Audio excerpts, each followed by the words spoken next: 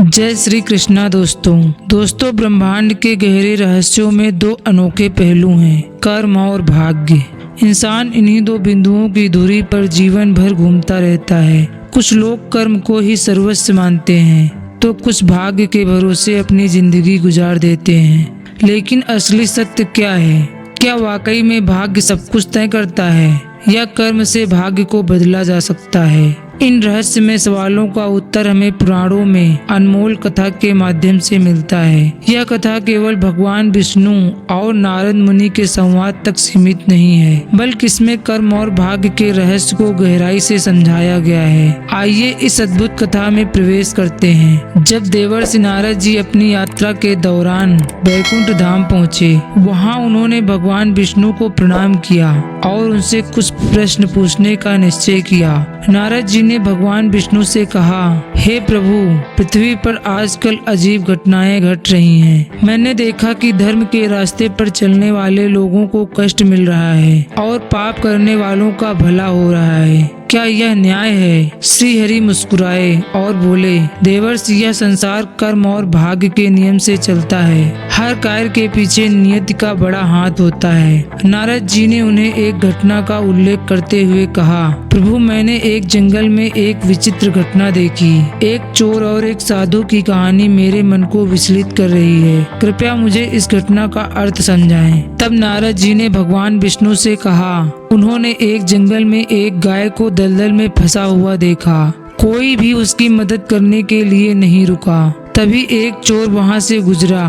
उसने गाय को देखा, लेकिन उसकी सहायता करने के बजाय उस पर पैर रखकर दलदल पार कर गया। कुछ ही दूरी पर उसे सोने की मोहरों से भरी थैली मिली। थोड़ी देर बाद वहां से एक वृद्ध साधु गुजरा। उसने गाय की हालत देखकर उसे बचाने की पूरी कोशिश की। साधु ने अपने पूरे शरीर की ताकत लगाकर गाय को दलदल से बाहर निकाला, लेकिन जैसे ही वह आगे बढ़ा, वह एक गहरे गड्ढे में गिर गया। नारद जी ने कहा, प्रभु, यह कौन सा न्याय है? गाय को बचाने वाले साधु को चोट मिली और चोर को सोने की मोहरें। भगवान विष्णु ने नारद जी की जिज्ञासा का समाधान किया। उन्होंने कहा, जो तुमने देखा वह भाग्य और कर्म का संतुलन है। चोर का भाग्य बहुत अच्छा था। उसे अपने कर्मों के कारण एक बड़ा खजाना मिलना चाहिए था, लेकिन उसने गाय की मदद नहीं की, बल्कि उसे पीड़ा दी। इस पाप के कारण उसके भाग्य से बड़ा खजाना घटकर केवल कुछ मोहरों तक सीमित हो गया।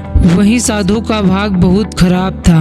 उसके जीवन में मृत्यु का योग था, लेकिन उसने गाय को बचाने का पुण्य किया था। इस कारण उसकी मृत्यु केवल एक चोट में बदल गई। यह कर्म का प्रभाव है जो भाग्य को भी बदल सकता है। इस कथा से यह स्पष्ट होता है कि इंसान का भाग्य पहले से लिखा हो सकता है, लेकिन उसके कर्म ही इसे प्रभावित करते हैं। जो व्यक्ति सत्कर्म करता है वह अपने जीवन में आने वाली कठिनाइयों को कम कर सकता है। वही जो पाप करता है वह अपने सौभाग्य को भी खो सकता है। भगवान विष्णु ने कहा, इंसान के पास सबसे बड़ी शक्ति है उसका कर्म। जो भी कर्म करता है वह उसे उसी रूप में फल देता है। यह ईश्वर का अटल नियम है। इसीलिए इंसान को हमेशा धर्म के रास्ते पर चलना चाहिए और अच्छे कर्म करने चाहिए। इस कथा ने नारद जी के मन को शांत किया। उन्होंने समझा कि संसार में हर घटना के पीछे एक बड़ा उद्देश्य छिपा होता है। कोई भी चीज बिना कारण नहीं होती। पाप और पुण्य का प्रभाव इंसान के जीवन को आकार देता है। भगवान विष्णु ने अंत में कहा, देवर्षि, जो कर्म करता है वही उसका भाग्य बनाता है। यदि कोई अपने कर्मों से संतुलन बनाए रखे तो उसे कभी निराशा नहीं होगी।